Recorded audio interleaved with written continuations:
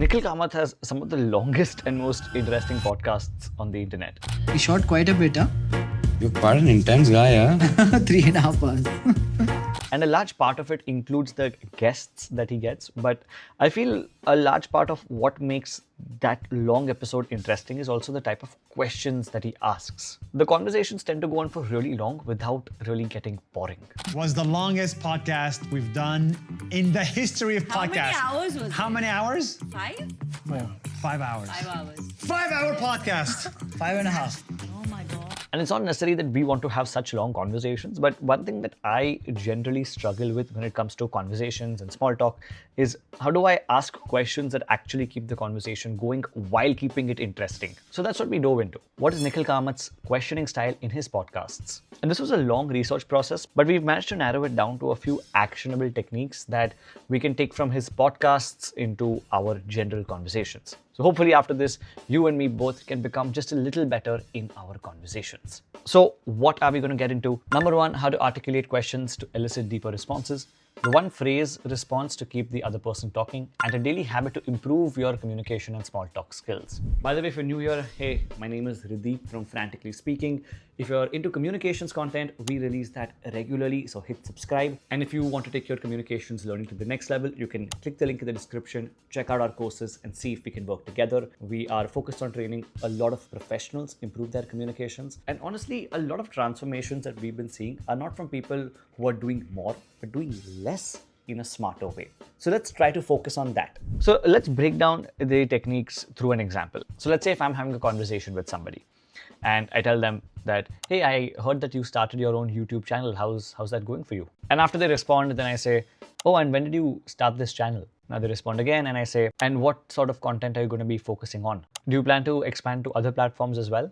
And what's your hope with the overall channel? Do you plan to monetize it? And I can just go on and on and on with question after question after question. And I notice when I do that, the conversation starts to become very dull, even though I might be genuinely interested in the questions that I'm asking, which is where this particular technique started to make a difference. It's called the rule of precedence. It simply means when we ask a question, right before we ask it, we precede it with something that adds more substance to the question. For example, here Nikhil Kamath asks a question, but before that he precedes it with a story. When I was younger, I don't drive now, I've not driven for many years. But when you'd get caught in the night, going somewhere, coming from somewhere, you'd pay a bribe and all that, right? How do you stop that? And it doesn't just have to be a story. It can also be just a general thought before you get into the question, like this example. History and evolution has taught us that man always tries to distinguish himself from his peer community, and we all are subconsciously seeking validation in one way or another. So if money is not your high, what is? There are multiple things you can do before getting to your question, but it really helps to break out of that interview mode and add more substance in the overall conversation. It also shows the person we are conversing with that we're not just here to ask question after question, but we're here to go along with them in the conversation. But beyond questions, it also really depends on how we're responding to what the other person is saying. And conversations are very subjective, so it's hard to break it down into one blanket rule as to how we should respond. But over and over again, I noticed this in his podcasting style, that when he's given a particular response, he wants to go deeper into it. And I noticed that if I apply this into my conversation, it allows me to break away from the monotony of small talk and go a lot deeper into a conversation. And that is simply the idea of asking for specificity. Now, when somebody tells us something and we just move on with more questions and take the conversation to a different place, that can prevent us from going deeper into a particular conversation. Just watch this clip as an example. I saw vlogs had become really big a few years ago, right? And then it disappeared. 2016. In India, for sure. But your life has to be interesting. Making a vlog is much harder. You've not seen Indian vlogs. And it has to stay interesting every day. Vlogging can either be higher for vlogging or it could just be documenting your life. Give me a Your good answer. example, Indian vlogs. So a very simple thing happened here. They are talking about different vloggers and he just asks for a specific example to dive deeper into this discussion. This takes a conversation from just being theoretical to being a lot more grounded. And it helps to spin the entire conversation into a much better direction. Look at this other example. One day I saw my cook using 3 SIM cards. So I said, why are you using 3 SIM cards? He said, sir, one for local calling. I said, fine. I said, second SIM card. He said, to call my native village. I said, third SIM card. He said, incoming is free, so I'm not throwing it away. I went back to our guys and said, guys, why don't we make a phone with a dual SIM card? He said, no, 2 phones only rich people can afford. I said, that's not the consumer truth. These are the guys who are using 2 phones.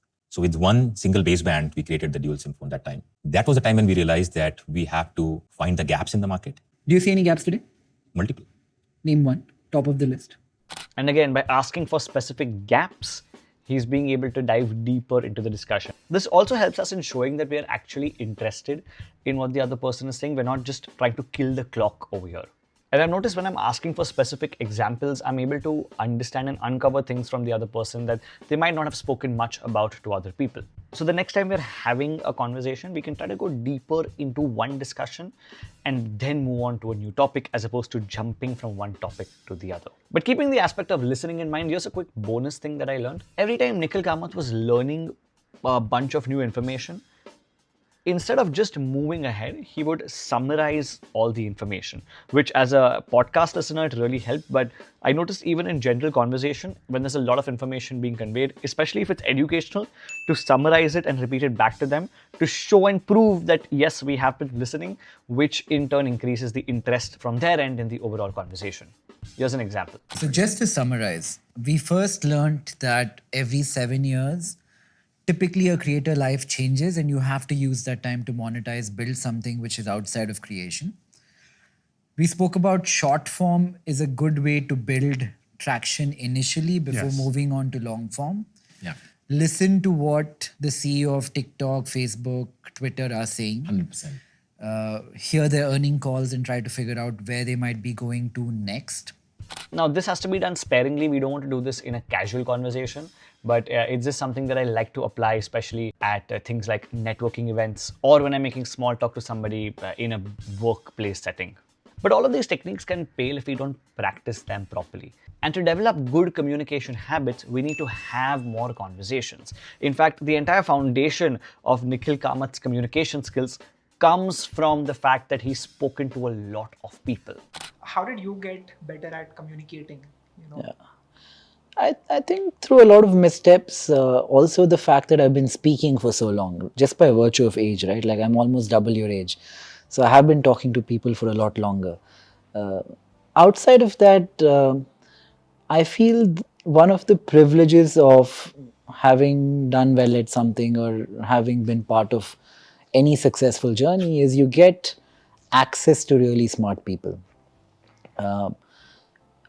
Each time I meet different facets of life, I find politicians the most well-spoken, intriguing, interesting people because they've kind of had access to the best minds around by virtue of their position and the chair they sit on. So I think through access to smart people, you kind of start to reciprocate how they are, and maybe that helped me. So the more we go out and talk to people and we let these awkward conversations take place, the better the next conversation will be. And the more conversations that I have, the more I tend to learn that some conversations will get awkward, they will get boring, but the more conversations I have, the smaller that awkward conversation number becomes. And if you want more lessons on how you can improve your small talk, we have created an entire video where we've read a bunch of books on this topic and summarized the most important lessons. If you like this, I really think you're going to dig that as well. So check out that whole video right here.